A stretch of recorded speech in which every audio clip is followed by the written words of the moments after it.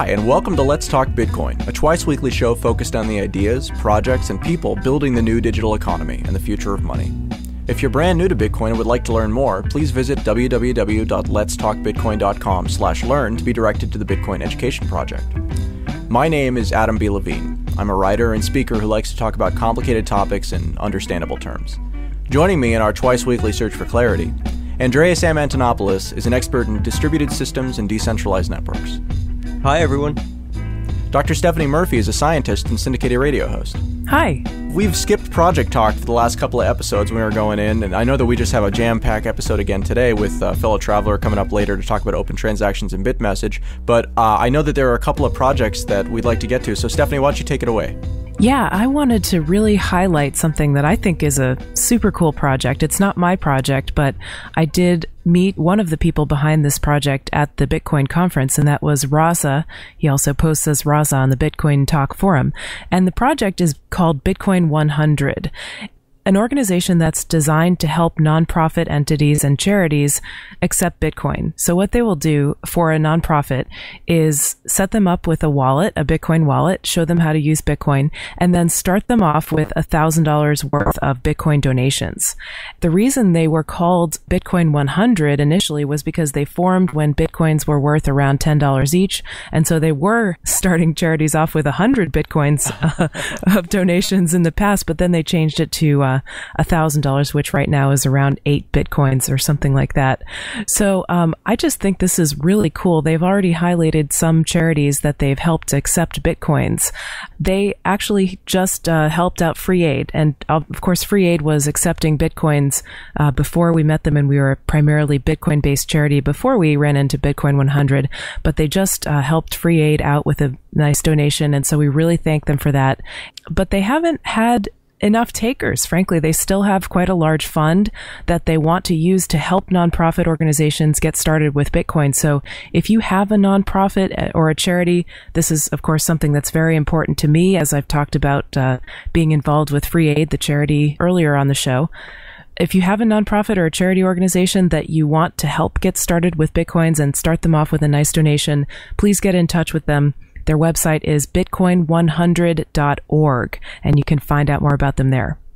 One of the areas that I really have been focusing on is helping people to monetize original content that they make on the internet, make and release on the internet, and it's hard to get paid to do that. So I gave a talk about this at Bitcoin 2013 in San Jose. As a result of that, there have been a number of projects that sprung up, but one of the ones that's really far along actually is a WordPress plugin that is already functional, completely free, and that essentially automates the process of creating and displaying and explaining a tip widget or tip address for every single post that you make, so that you can have readers and listeners or whatever your type of content is donate to support specific pieces they like, rather than just putting up a donation thing that that just goes to you. They can say, this is something that I want to reward. And so that's something that's actually available now. You can go and download that for free at terk.co.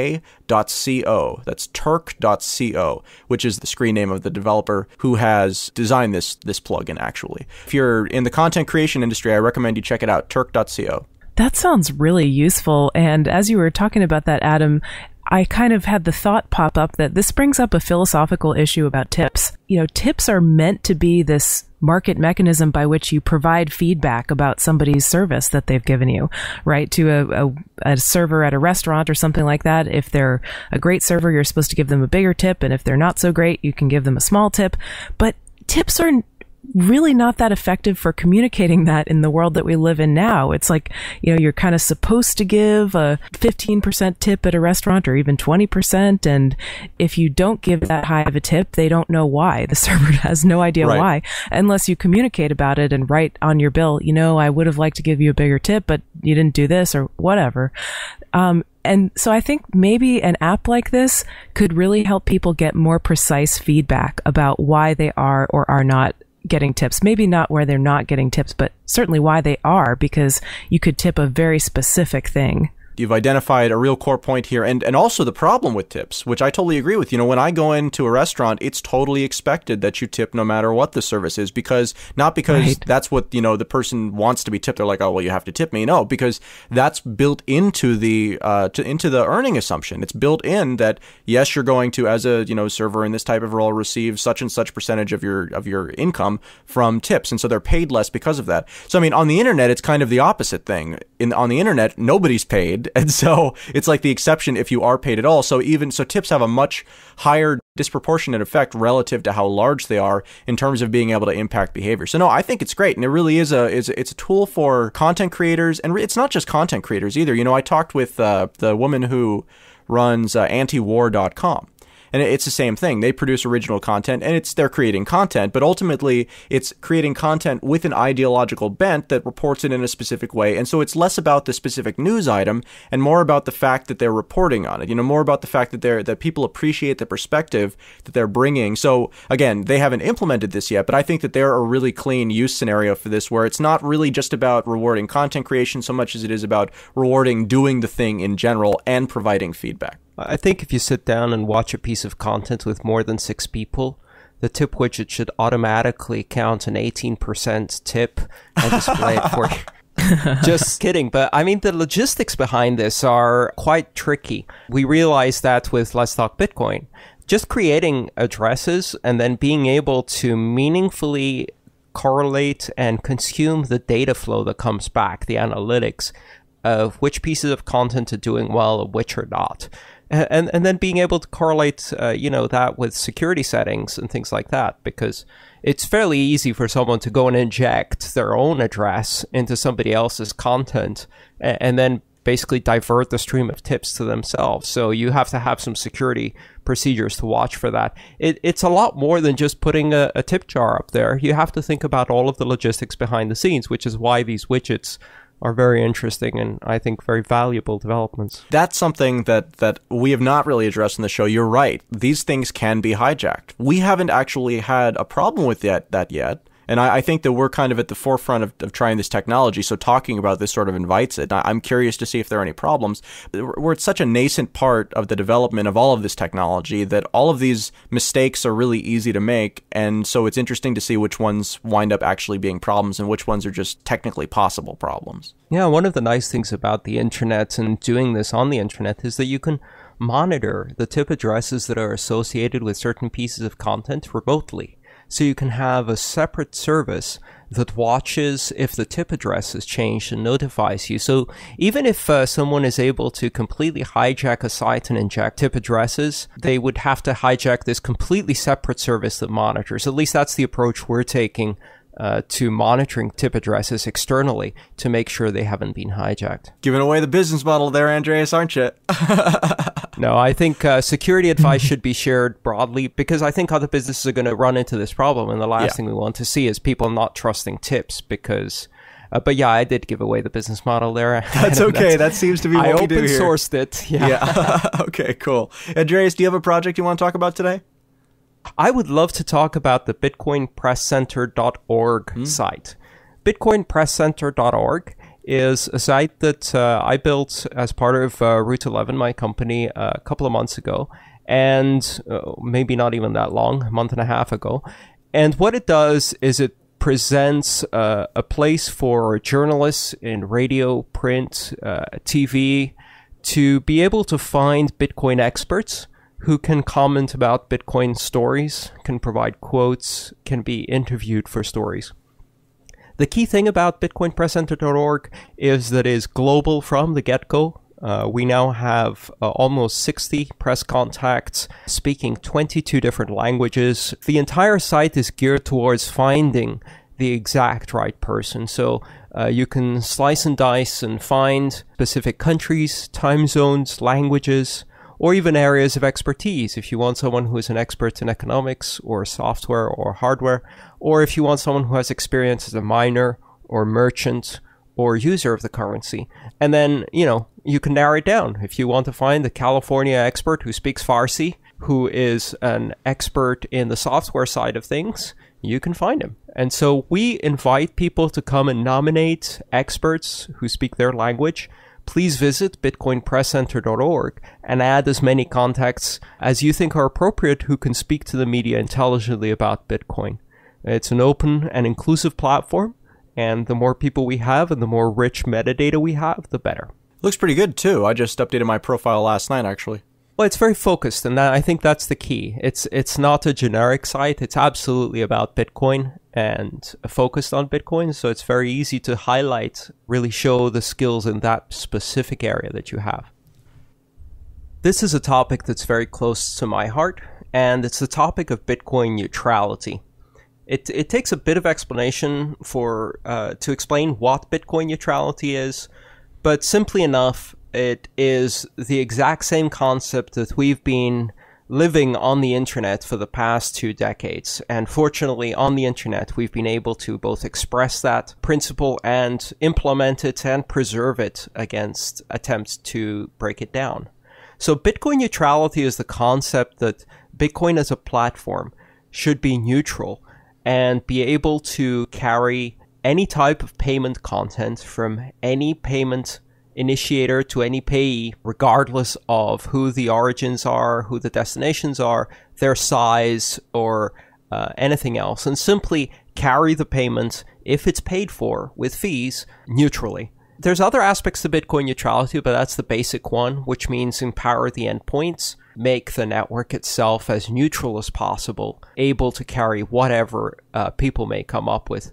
It's important because it recognizes that Bitcoin is a platform and a protocol that other things will be built on top of it, rather than Bitcoin being seen as a payment system that is essentially done, complete, and we're optimizing it as a payment system. Because if you try to optimize it, you end up making it less neutral. Whereas if you see it as a platform, then you build other things on top of it that are more specialized.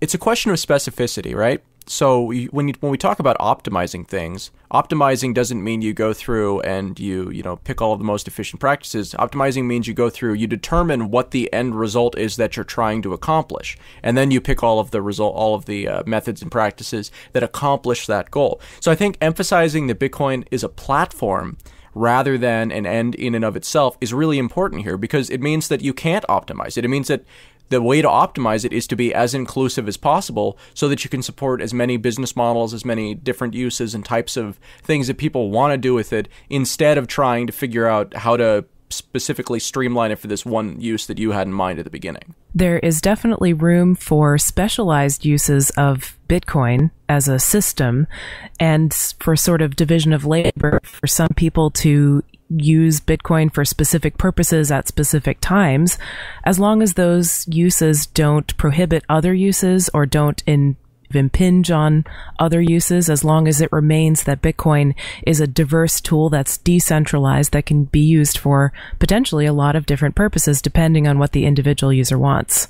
Really, being able to preserve Bitcoin as a platform recognizes essentially the individual components of Bitcoin as having tremendous innovation value themselves. So this is about saying, what should go in the blockchain?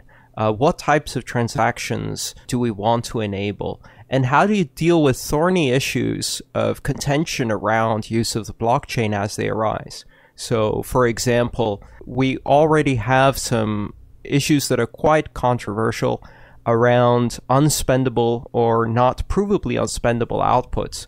Basically outputs that can't be reused because they're too small, or outputs that go to addresses that nobody has the keys for. Essentially, they're throwaway money. If you don't know that they're throwaway money, they just sit around in the blockchain forever, whereas if you knew that those addresses could not be spent, you can actually prune some of them while still keeping the fact that they entered the blockchain. Those are some of the issues that the developers are dealing with right now. It also ties into issues around the size of the blockchain, around the propagation of messages on the peer-to-peer network, etc. And the choices we make now will affect how open and flexible Bitcoin, the protocol, Bitcoin, the platform, the blockchain, will be to future uses that we can't even imagine. Think if the early internet people said, email is the predominant use, text is what people are going to be using, let's make it very, very friendly to text and not particularly friendly to voice and video. we wouldn't have many of the applications we really cherish today. That's a really important point to bring up, because we don't really know exactly what the shape of Bitcoin is going to be in the future, and there needs to be room for all kinds of innovation to happen. And that means really no specific individual or group of individuals should be making top-down decisions about what the right or correct or optimal use of Bitcoin actually is. There needs to be the freedom for all kinds of different uses to be acceptable, okay. And, people may have individual judgments about things like throwaway addresses or about things like bit dust or anything like that. But it's really important to, I guess, give those at least the space to exist, even if you personally would not use Bitcoin in that way. It's just like freedom in the rest of life. Other people sort of need to have the liberty to live their lives as they choose and as they see fit, without anybody else sort of managing what they do in order to have a free society.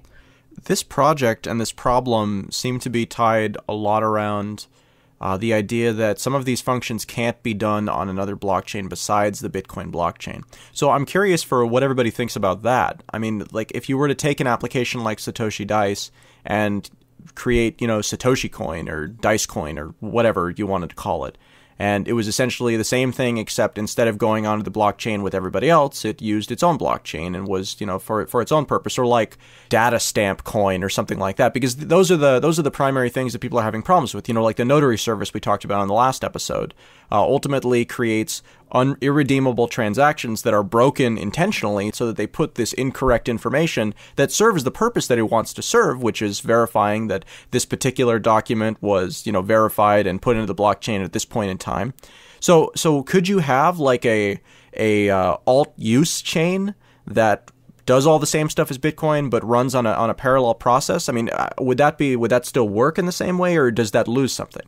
That loses a great deal. The blockchain really is two things. It's a tremendously useful technology, but it's also a very distributed and very broadly distributed data set. So part of the advantage of being on the Bitcoin blockchain is that because people also use it for payments, it's very widely distributed, very carefully checked. It has a massive amount of hashing power behind it to verify it. If you go on another network, you're doing two things. First of all, you're creating two different silos. So you're moving in the opposite direction of a platform. It's a bit like saying, well, IP is not so suitable for video, so let's build a parallel network to the internet. And, don't think that the telecoms didn't try to do that. They absolutely did. We're first with ATM, the protocol, asynchronous transfer mode, cell-based networks, instead of packet-based networks, cell switch networks, and also SONET fiber optics networks. And all of those failed.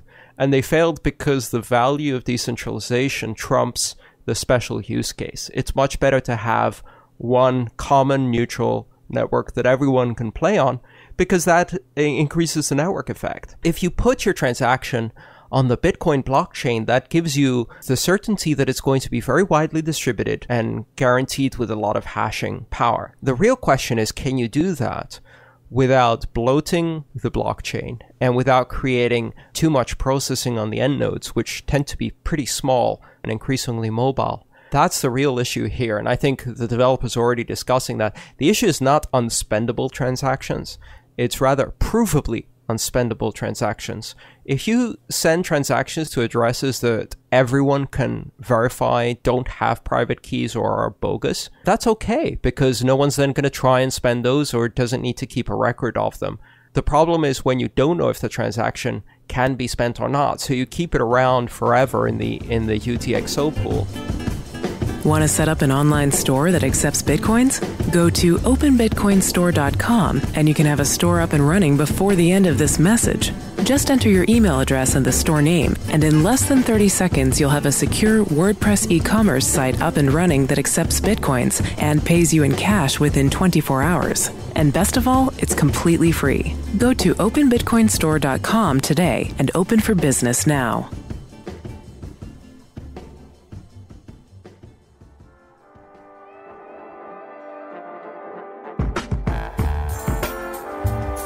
Let's Talk Bitcoin is heard each week by thousands of people who are participating in the new digital economy. Our listener base of Bitcoin owners, miners, investors, technologists, and merchants is growing fast.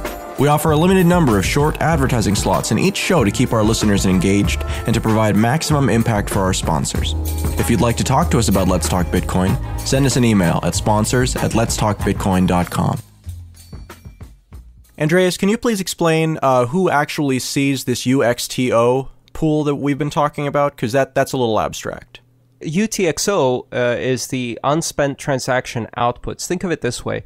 Every time you want to create a new transaction, what you do is you take all of the unspent transactions you have in your wallet, and then you bundle them together to get the right amount or more than the right amount that you're going to spend, send that to the payee, and then also have some change coming back to you if it's more than the amount. If you have to use lots of tiny ones, that makes a very big transaction. The UTXO pool is shared, essentially constructed dynamically from what I understand from the blockchain. So if you traverse the entire blockchain, you can find all of the unspent transactions. And by keeping that in memory, you can immediately verify if a payment has the correct unspent transactions in it. And if I understand also, it's done with a Merkle tree, which makes it easier to prune off entire segments of that tree and only keep their hash. Essentially, it's like cutting off the branch of the tree, but knowing that it was there because the stump of the branch still gives you an idea of how big that branch was. And you know what was there before without having to verify every single part of it. So really, this is a global database. If you have a lot of stuff that's in there but really can't be used by anyone, it just makes the size of the database larger without being useful. The unspent transactions. And you keep it there so that you could potentially spend it in the future. And that just keeps increasing the size of the pool. They're talking about setting up disincentives, things that make it so you wouldn't want to do these transactions that are not the intended quote-unquote use, which is sending value with Bitcoin. What if a modification was made to the protocol that made it so there was a checkbox that you could check that says this is a other use transaction, and it makes it so it's provably unspendable, so because it's not intended to be spent. Would that be a potential solution to this problem, or do you think that it just needs to be completely left alone and all of these things are just further making it worse? I think that's exactly the discussion that's happening right now, which is the combination of how do you manage the blockchain size and how do you manage the UTXO pool, the unspent transaction outputs, that needs to be at least maintained at a reasonable level and not bloat with things that everyone knows are useless but can't really prove they're useless. I have a question. Bloat is a relative term, right? It's subjective. It's according to somebody's opinion. And so I'm just wondering, what are the criteria for a bloated blockchain, and what would be, quote, too many in the UTXO pool? So I would say there's a very big distinction between the two. I think you can't really talk about bloat in the blockchain because that really is a completely subjective criterion. However, if a transaction is not spendable, then holding it in the unspent transaction output pool is pointless. So that is bloat. I mean, it really has no functional use to be in the unspent transaction output pool because the only reason for being in there is so that someone can spend it, right? And if you know it can't be spent, it's just sitting there for no reason. It will never be spent practically, and therefore it's never going to go away. That is a technical problem. There's no downside to not having those transactions in the pool. They'll still be in the blockchain. They'll be recognized as having been created. You're just recognizing the fact that they're no longer spendable, and therefore you don't need to keep the actual output around for future spending. And the discussion right now is, how do you mark them, or what transaction script can you create that makes that a provably unspendable output so you can simply include it in the blockchain as a proof of existence and then discard the output because it can't be spent. So I'm really curious about disincentives, right? Because this is like making it less attractive to do these things and having it only apply to transactions that we don't like, and when I say we, I mean the network, relative to transactions that are just normal transactions. Can you think of any ways where you could implement disincentives or even be able to tell one of these good transactions from one of these bad transactions without having a net negative effect on the network? Yes, absolutely. I think the issue here is a matter of timing. So the long-term plan, as far as I understand it from the discussions among developers that I follow, is to effectively have an efficient market in process for the mining that allows transactions to be included based on the fees, and to streamline that so that the market efficiencies make that decision. Really what we were talking about in the previous episode, which is just let the market decide, and if you have value associated or a fee associated with it, it's good enough to go in the blockchain. At the moment, there is no market mechanism. So what's happening is until that market mechanism is built, you have the problem of what do you do in the meantime.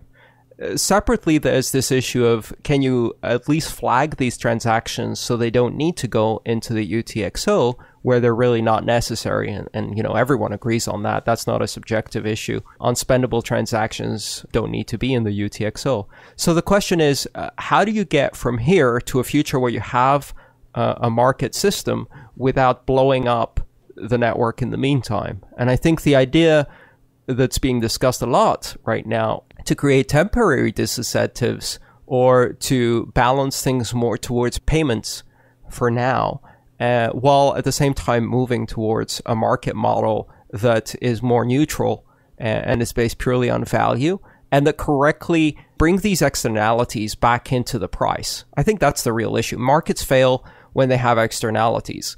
If you can take a vat of sulfuric acid and dump it in the river, and it costs you less than processing that cleanly, and everybody else suffers because of that, but you don't really pay a price, that's an externality. Similarly, if you can price these externalities back into the market function, then you really don't need to worry about them because they then become part of the market. Until that happens, you need some basic disincentives. So that's really the discussion going on right now.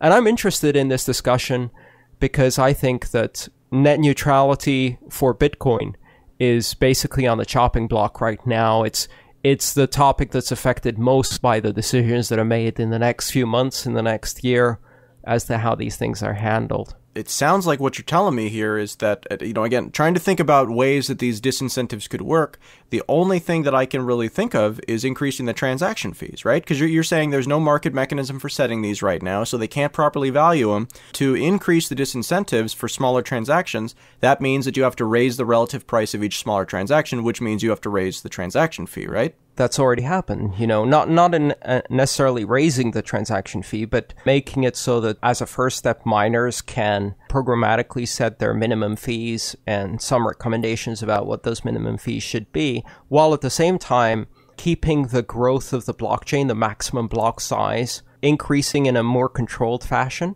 That creates market pressure in itself to only include transactions that pay enough to be worth it. So it's decreasing the supply of space in the blockchain by artificially constraining the size of blocks, the top end, which we've been doing all along. And that puts a premium on transaction size, which then influences the miners into making choices about what transactions they put in. So it's beginning to bring some of these things in, but not in a very market efficient manner. Fortunately, this is clearly seen as an interim step by everyone involved. The long-term goal is to make this a market mechanism.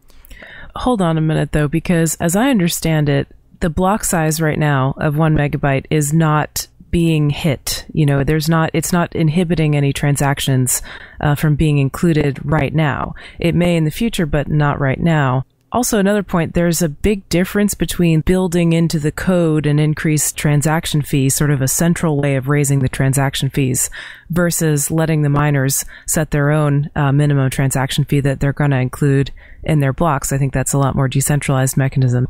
At the moment, we don't know what the outcome will be. There's pressure, even if we're not hitting the maximum block size. You have to imagine that a lot of that is essentially self-regulation by the miners. Knowing that the maximum is there makes you more selectively pick transactions or put settings that more selectively pick transactions.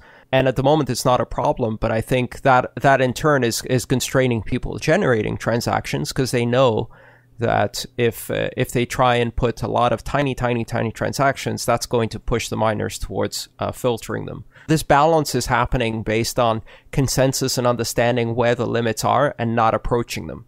There are two things here. Obviously, this is a longer conversation, and I think we're probably going to wind up continuing this on the next episode when we're talking about microtransactions. But, I mean, that's kind of what this comes to. Microtransactions wind up being the baby that gets thrown out with the bathwater in this. Because we're concerned about these small transactions, it's very difficult to tell a small transaction from another small transaction. So if you're talking about a micropayment that's in the realm of, 0.01 Bitcoin or 0.005 Bitcoin or something like that, then I just don't see how there's any way to really differentiate between the two, since it's such a agnostic protocol.